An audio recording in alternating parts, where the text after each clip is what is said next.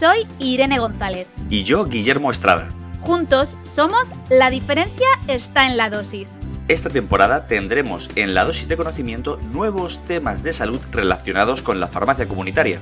Pero no va a faltar la dosis de datos para ponernos al día. Y por supuesto la dosis de compañeros, donde tendremos en cuenta la opinión de quienes nos escucháis. Y cómo no, la tan esperada dosis de juego. Estás escuchando La diferencia está en la dosis, un programa hecho por farmacéuticos para farmacéuticos y otros profesionales de la salud. Este episodio se ha realizado gracias a la colaboración de Media Lab y ha sido grabado en sus estudios de la Universidad Camilo José Cela. Antes lo conocíamos como tercera edad, pero más bien creo, Guillermo, que podríamos llamarlos adultos mayores, porque si no se van a disgustar. Vale, yo pensaba que era un adulto mayor, pero igual no, ¿no? Pues quizás no, quizás tu padre y el mío, porque se consideran adultos mayores a partir de los 60 años, pero concretamente vamos a hablar de la salud mental de estos adultos mayores. Y supongo que para ayudarnos a hablar de ello contamos con un invitado de excepción, porque a mí es un tema que particularmente me preocupa y creo que a todos los farmacéuticos. Pues no lo dudes, porque si lo hemos elegido nosotros, está claro que va a ser excepcional. Así que vamos a por la dosis de datos.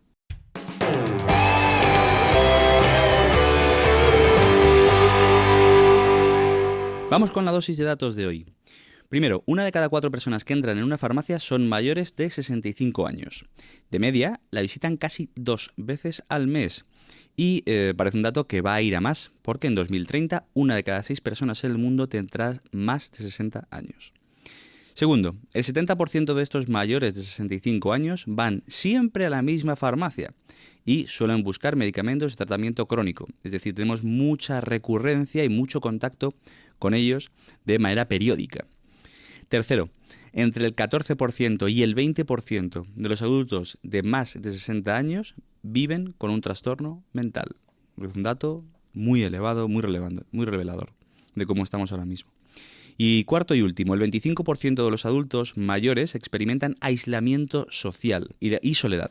Y decir que no sé si experimentar esa palabra o decirlo como aislamiento social o soledad es adecuado. Quizá es mejor decir que padecen o sufren aislamiento social o soledad. La verdad, Guillermo, es que me llama la atención lo que has dicho de que suelen acudir 2 veces al mes. Yo diría que acuden 2 a la semana. De media, pero todos tenemos a ese paciente 2 a la semana. No, pero sí, me refiero. Luego les tienes mucho cariño y normalmente acuden pues a veces a comprar, como digo yo, unos caramelos solamente pues para verte, hablar contigo, contarte qué ha hecho. Porque a veces, por lo menos en mi zona, que vivo en una zona, que tengo la farmacia en una zona rural, muchos de estos pacientes salen solamente a la farmacia y más en periodo de invernal, donde en el pueblo no hay muchas actividades y viven solos y su familia vive fuera. Entonces muchas veces vienen, se quedan conmigo un ratito, charramos un rato, yo me quedo sin hacer la mitad de las cosas, pero no pasa nada porque ha valido la pena. Y he disfrutado con ellos un montón, porque aunque no lo parezca, también se aprende de ellos.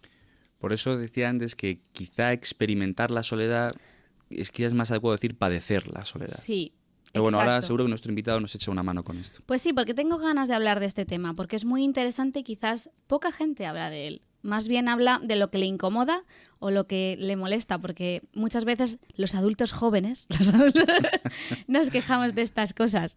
Así que vamos a pasar a la dosis de conocimiento.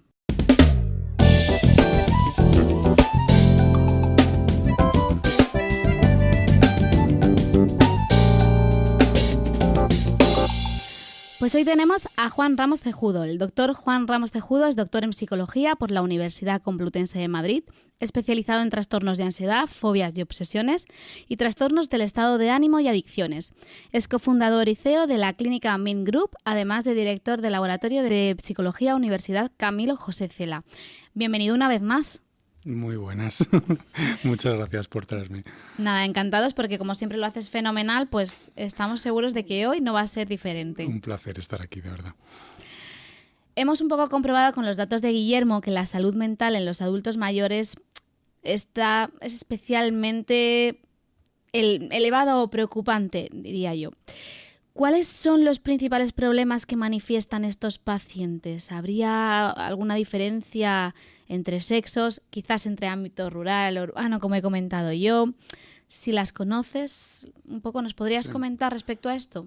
Sí, efectivamente, al final, en psicología, al final sabemos que hay algo esencial en la vida para tener bienestar y que tiene que ver con identificar bien cuál es el papel que tenemos nosotros en esta vida, ¿no? Es decir, cuando eres estudiante tienes un papel, ¿no? Cuando tienes pareja tienes un papel en la pareja, cuando tienes hijos tienes un papel como madre o como padre. Y entonces identificar bien el papel que tienes pues es realmente crucial, ¿no? Y hay una edad a la que bueno, pues no todos nos vamos a enfrentar con buenas herramientas, que tiene que ver con esa fase que la habéis llamado adultos mayores, ¿no? Adultos mayores. Yo a día de hoy ya no sé ni qué soy, ¿no? O sea, luego me intentáis ayudar si soy adulto joven o si soy solo joven o si soy ya mayor. Pero fuera de bromas, digamos, hay una dificultad, por ejemplo, en el proceso de jubilación de las personas que acuden a nuestra consulta, porque la jubilación es vista como es un estresor en sí mismo, jubilarse. Hay muchas personas que dicen, yo estoy deseando jubilarme, y yo generalmente les miro así y pienso, tú no sabes lo que dices, ¿no? Porque hay gente que la jubilación pues se la va a tomar muy bien, fundamentalmente por supuesto por su contexto y por el tipo de trabajo que ha desempeñado, etcétera, etcétera, ¿no? En lo que no podemos entrar, ¿no? Pero a nivel psicológico hay personas que es como si estuvieran preparadas para ejercer un nuevo papel en su mundo, ¿no? En su familia, en la sociedad, etcétera, pero luego hay personas que por el contrario no.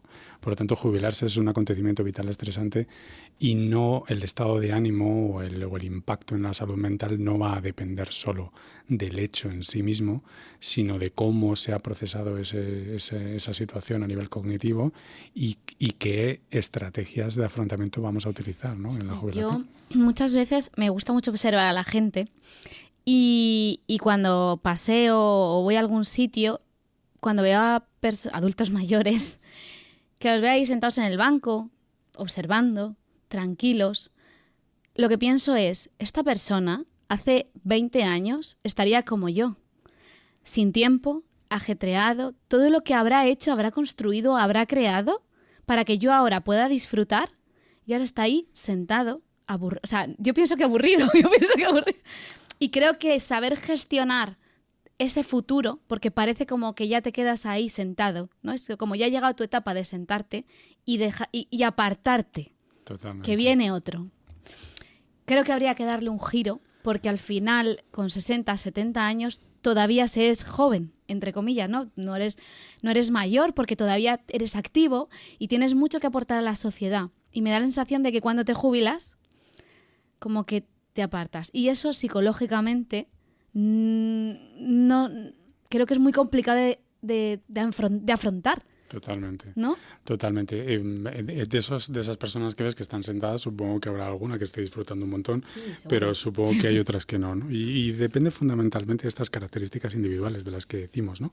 Yo hace poco leía un reportaje en la revista The Economist, ¿no? Que hablaba de cómo tienen que afrontar los países la jubilación, ¿no? de cara al futuro, ¿no? Porque desde luego que es un melón que hay que abrir y que tienen que aparecer nuestros políticos con recetas distintas, ¿no? Porque desde luego lo que conocíamos hasta ahora no funciona, dada la demografía de los países occidentales, en concreto en España.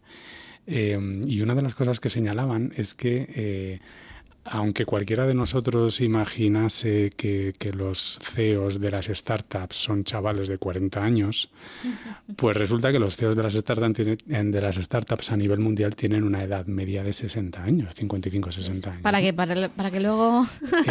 Claro, estamos hablando de diferentes contextos, trabajos, especialidades, totalmente de acuerdo. De hecho, lo que hay que hacer es un traje a medida para diferentes sectores, creo yo, ¿no? Yo no soy experto en esto, pero creo que mi opinión es esa, ¿no? Porque hay personas que a los 60, a los 65, a los 70 tienen muchísimo que aportar. Exacto. Y no se les puede retirar, ¿no? Y pensemos, no sé, yo siempre pienso, lo digo de coña a mis amigos, ¿no? Digo, yo no me voy a jubilar en la vida, ¿no? Porque a mí me encanta lo que hago, ¿no? Es lo que tienen los autónomos. Hasta que no me despidan, ¿no? Alguien me diga, oye, a Juan se le ha ido la olla, ya hay que echarle, ¿no? Pero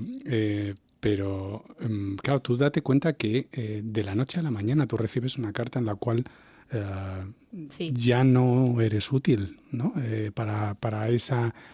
Para ese rol que de alguna manera habías imaginado que iba a durar mucho tiempo. O ese rol que te has forjado. Efectivamente. O sea, es que llevas toda tu vida formándote para algo y de repente dejas de ser útil. Y luego un aspecto importante por puntualizar algo que decías antes, claro, la sociedad ha cambiado enormemente en los últimos 20, 30 años. Esas personas que están sentadas no llevaban la vida que tú llevas, ¿no? Era un mundo bastante más sencillo de comprender. Y había 4 preocupaciones, 6, ¿vale? Pero tu mundo es un mundo muy complejo, lleno de notificaciones, lleno de un nivel de abstracción al que nuestro cerebro probablemente no está preparado y por lo tanto tenemos que pensar un poco en qué es lo que nos va a quedar o cómo lo vamos a hacer después, ¿no? Porque efectivamente es una población que está realmente desatendida. Totalmente. Claro, porque hablamos antes de aislamiento, de soledad. Irene también comentaba que había pacientes suyos que su único entretenimiento podía ser ir a la farmacia. Si queremos atajar problemas de salud mental en este perfil de población, ¿por dónde tenemos que empezar para realizar una detección precoz de este tipo de problemas desde nuestro mostrador, nuestra zona de atención personalizada? Pues la verdad es que hace tiempo, cuando hicimos el primer podcast o algo así, que colaboré con vosotros, os comentaba que yo tengo la sensación de que vosotros podéis hacer mucho porque tenéis el acceso a la población de primera mano y encima les tenéis, ¿no? Decíais, incluso 2 veces a la semana. Sí, casi todos los días a veces. Y la gente confía muchísimo en vosotros, ¿no? Entonces, esto es fantástico, ¿no? Yo creo que no hay muchas profesiones así, ¿no? Y yo creo que desde la farmacia comunitaria, yo creo que podéis detectar cuanto antes síntomas que probablemente el médico de atención primaria no va a tener tiempo de detectar, probablemente ese paciente no va a pedir consulta para eso y sin embargo vosotros estáis viendo que el paciente está pidiendo ansiolíticos o pidiendo antidepresivos, incluso antidepresivos especialmente diseñados para esta edad, ¿no? Y a lo mejor podéis administrar algún tipo de autoinforme breves, tipo autoinformes que utilizamos en el ámbito de la investigación. Existen cuestionarios validados, ¿no? Efectivamente, cuestionarios como el PHQ, por ejemplo, o el GHD, cuestionarios de salud general, en donde con 9 preguntas yo tengo un nivel de depresión determinado, un cribado muy bueno, o con 12 o 15 preguntas tengo somatizaciones, y es un test muy sencillo de utilizar y muy sencillo de corregir. De manera que yo creo que vosotros podéis hacer ahí una labor importante porque son síntomas que generalmente la población no atribuye que tengan que ver con la salud mental o con esa soledad no deseada, ¿no? Sino que tienen más que ver con que el colchón está mal y por eso no duermo bien, o que pues estoy eso malo. es muy fácil de hacer, ¿eh? Sí, Eso coges una encuesta. Yo ya tengo en mente a unos 10 pacientes y tengo 400 personas en el pueblo. Efectivamente. Digo, si esto se pasa en 4 o 5 farmacias o lo hacemos en 10 farmacias, tienes ya un número para poder realizar... Totalmente. Bueno, simplemente, incluso aunque no tuvieras un número, aunque tuvieras un n igual a 1, un sujeto, sí, pues ya estás, bueno, tienes un cribado de cómo está, ¿no? Pero que se puede hacer alguna colaboración, algún trabajo, Totalmente. que siempre es mucho más fácil acceder a la población desde la farmacia. Absolutamente. Colegios de farmacéuticos, tomad nota, sociedades científicas, tomad nota para posibles estudios, porque estos test son de acceso gratuito, estos test de calidad de vida. Esto es open access, es decir, esto es la ciencia de verdad, está en formato abierto y es tan sencillo como descargarse un PDF y preguntarle al paciente o pasárselo y que lo conteste. Nosotros en la clínica, por ejemplo, tenemos una evaluación computerizada, ¿no? En donde de manera,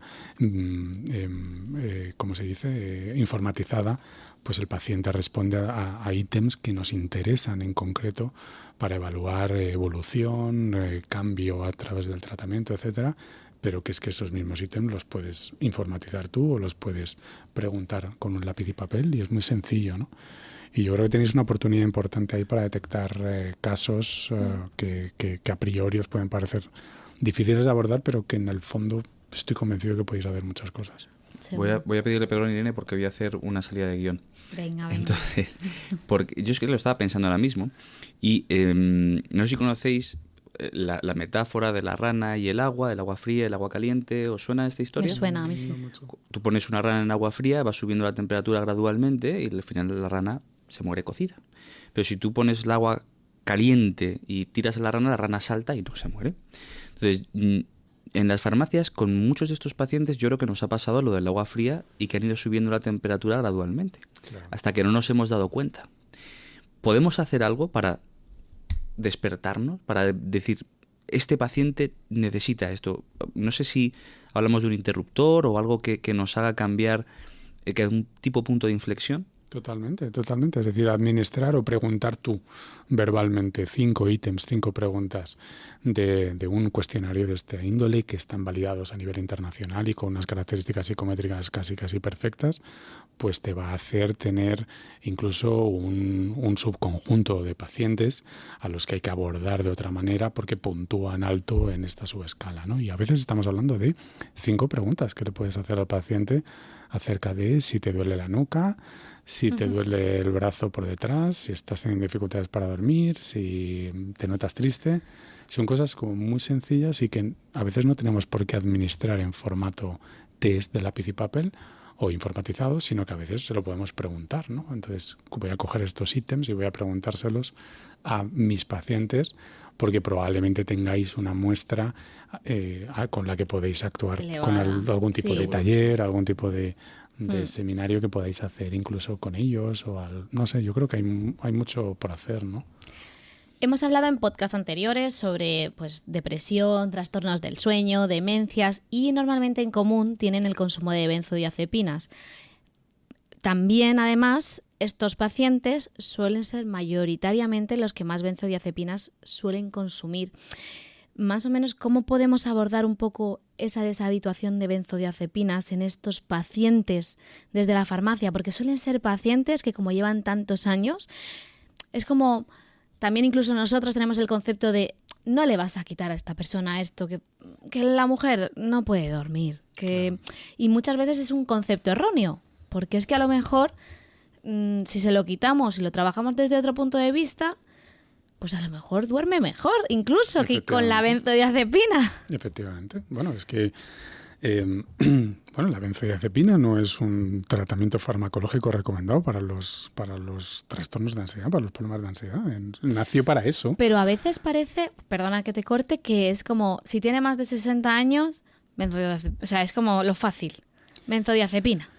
Bueno, un poco para que no se nos subleve la población de la psiquiatría o la medicina, también hay que decir que hay personas a las que le vienen muy bien algunos fármacos. Ay, no te digo y yo en muchos pacientes que acuden a consulta, que les mando directamente para casa y les digo, no nos vamos a meter con esto, si es que estás bien, ¿vale? Es decir, no hay que hacer nada. Llámame dentro de 8 meses y valoramos qué necesidad hay, ¿no? Pero efectivamente, el tema de las benzodiazepinas es un temazo en España porque España está a la cabeza a nivel mundial. Es impresionante. En el consumo de benzodiazepinas, en el consumo de psicofármacos a la cabeza de Europa, pero si seleccionas las benzodiazepinas, en España se consumen más que en todo el planeta, ¿no? Y esto es un problema, ¿no? Porque la benzodiazepina es un fármaco que tiene un diseño y una farmacocinética y una farmacodinámica concreta que de alguna manera no es adecuado que esté tanto tiempo en sangre durante tantos años. Primero, porque probablemente no esté teniendo ningún efecto. Segundo, porque probablemente está teniendo solamente un efecto de dependencia psicológica. Tercero, porque son fármacos que algunos de ellos, no todos, pero algunos de ellos luego cuesta retirarlos por este fenómeno de tolerancia y de dependencia. Y luego por lo que tú planteabas, porque hay pacientes que no tienen por qué estar tomando nada, ¿no? Pero insisto que hay algunos pacientes y algunos fármacos muy bien hechos y que es fantástico porque haya un especialista que está siguiendo eso y que no pasa nada porque esté tiempo con ellos. Pero esto es un tema que hay que abordar, que de alguna manera, pues obviamente es el especialista el que tiene que pautar esa retirada, pero a lo mejor vosotros podéis orientar a, oye, por favor... sí. Es que este debe no es solamente, como decimos, claro, de psiquiatría, de psicología, este debe también es de los farmacéuticos. Claro. Porque no solamente nos pasa con benzodiazepinas, sabemos que el consumo de omeprazol crónico no está protocolizado para ser crónico, el consumo de metamizol crónico no está protocolizado para ser un consumo crónico. Es decir, nos pasa con muchas cosas aparte de las benzodiazepinas. Si todos los fármacos que tenemos en farmacia siguieran los protocolos de prescripción de las guías clínicas, los protocolos de dispensación de las guías clínicas de farmacia, hiciéramos las revisiones, no estábamos en estos consumos de nada de eso. Entonces claro, eso es un debe, en general, yo creo, de muchas profesiones sanitarias, no solamente, no es culpa exclusiva como... No, hay que trabajar en equipo. Que no se interprete, claro. Claro, tiene que ser un trabajo. De hecho, es que ayer justo en la universidad estaba hablando de este tema, que fuimos a hablar a estudiantes sobre servicios farmacéuticos y estuvimos hablando sobre la cesación que se realiza en algunas farmacias, que se está empezando a realizar de deshabituación de benzodiazepinas. Y hablábamos de que lo ideal sería... porque para realizar este servicio tienes que estar en contacto con el médico, que lógicamente es el prescriptor, y en consonancia con él. Y decíamos de meter una tercera persona en ese debate que habíamos abierto del psicólogo y hacer a la vez un tratamiento de farmacia médico-psicólogo para deshabituar a ese paciente a la benzodiazepina. Digo, es que esto sería el mundo ideal, digo, de esa consonancia entre los tres profesionales trabajando a la vez con un paciente para conseguir un gran objetivo en pacientes que no lo requieran, como te digo. Pero ese sería ideal. Y digo, es que esto...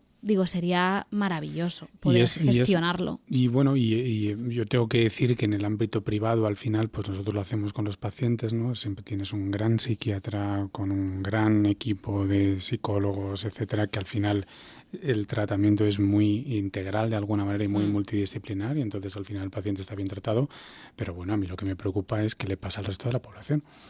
Es decir, que no solamente debería ocurrir esto en un paciente que paga por unos servicios, sino que habría que extenderlo a toda la población. Totalmente de acuerdo. Ahí habría que trabajarlo mucho más. Pues, sin más, hemos terminado un poco la dosis de conocimiento, pero como he comentado en varios programas, aquí el tema no acaba. Vamos a por la dosis de bulos.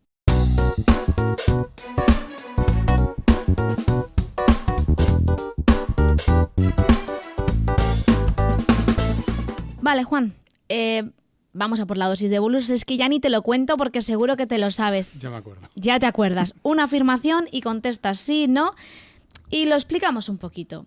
Voy a empezar. Para el tiempo que le queda, no merece la pena empezar con la terapia. Si no pide cuidados es porque no los necesita. El tratamiento psicológico no es efectivo en mayores de 65 años.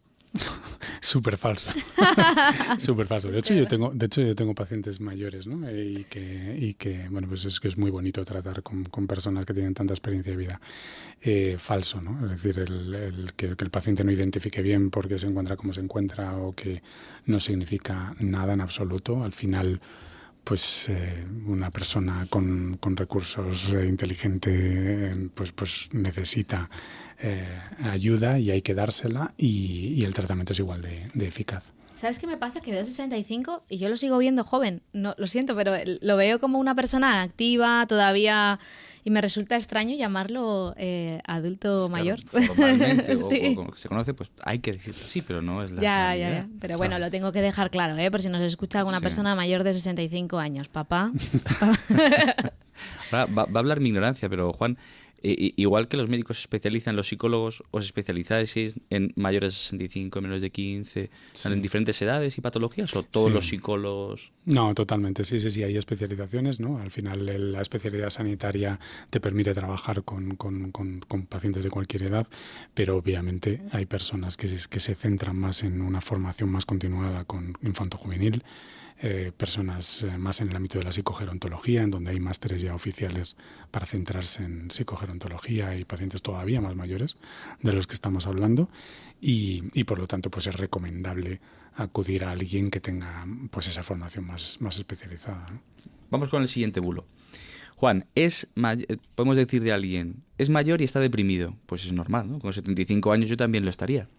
¿La vejez es una etapa triste por definición? Falso, completamente falso.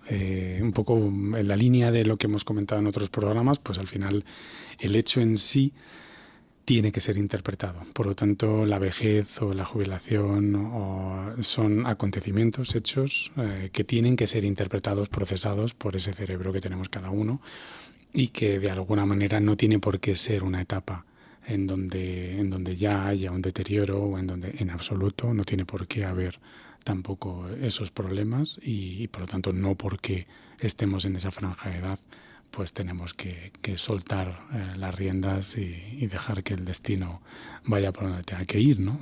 En absoluto. Un concepto importante. Pues voy a por la última. No hay problema de salud mental en los adultos mayores. Ellos solo quieren llamar la atención. Esta es otra falsísima, ¿no?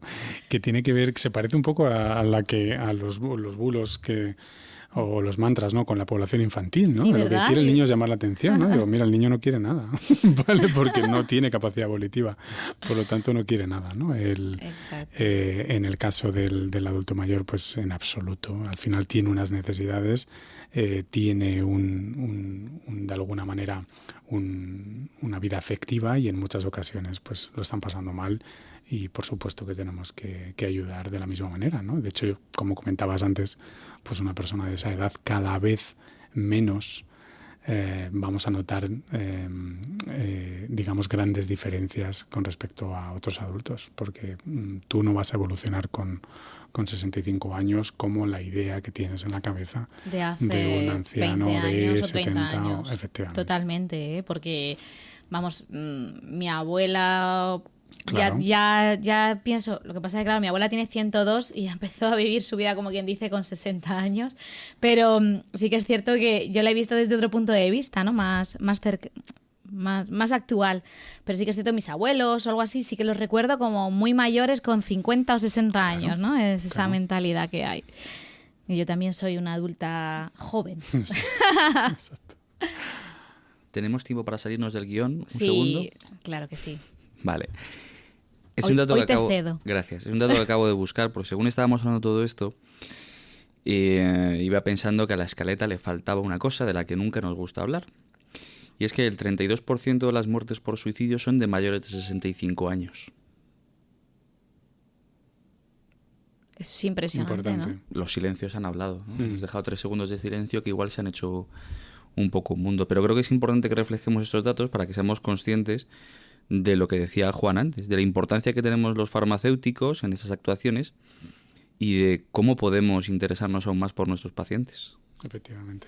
Supongo que los datos, ahora mismo yo no tengo ese dato, ¿no? en mente, ¿no? Pero supongo que se mantienen esas diferencias de género que hay, ¿no? En general, en el tema del suicidio, las mujeres presentan mayor prevalencia de ideación, es decir, ideas de muerte, ideas de suicidio, pero al final los hombres, que tenemos una característica, somos un poco más impulsivos que las mujeres, un poco, decimos en psicología, más externalizantes, ¿no? Nos tiramos a por el alcohol, las drogas, etcétera, más que las mujeres, pues también somos más impulsivos y solemos cometer el suicidio con mayor prevalencia que las mujeres, ¿no? Y supongo que se mantendrán esas cifras y efectivamente, es decir, aquí el problema no es tanto la soledad, ¿no? Como la soledad no deseada, ¿no? Es decir, es cuando yo no quiero estar así y no tengo recursos disponibles, ¿no? Yo lo veo un tema complejo, el pasar a esa etapa. Yo no sé si tendré que aumentar las visitas cuando me acerque. Como yo, que yo no me voy a jubilar nunca. Eso es. Y es que muy probable, yo tampoco, así que no pasa nada. Bueno, pues como no nos vamos a jubilar ninguno de nosotros, quizá dentro de 20 o 30 años, ¿no? Podemos estar aquí haciendo más podcasts. Exacto. Más podcasts. Quizá para entonces Juan haya generado más evidencia, ¿no? Muy bien, bueno, muchas gracias Juan por compartir este episodio con nosotros. Si nuestros oyentes quieren encontrarte, ¿dónde pueden hacerlo? Bueno, pueden hacerlo en Twitter, @RamosCejudo, lo pueden hacer también en Instagram, Juan-Ramos-Cejudo, en LinkedIn también estoy por ahí y bueno, por supuesto escribirme cualquier correo electrónico con dudas o cualquier cuestión, ¿no? Y de verdad de corazón agradeceros que me hayáis invitado al programa porque me encuentro siempre muy cómodo con vosotros y bueno, y y que pueda venir muchas más veces, ¿no? A dar el Eso coñazo. A ti siempre por responder también. Sí. Muchas gracias.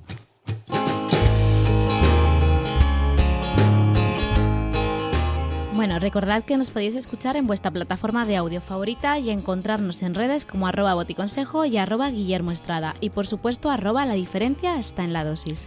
Para participar en el programa podéis hacerlo a través de notas de audio, recordad, con máximo de 1 o 2 minutos y con buena calidad de sonido.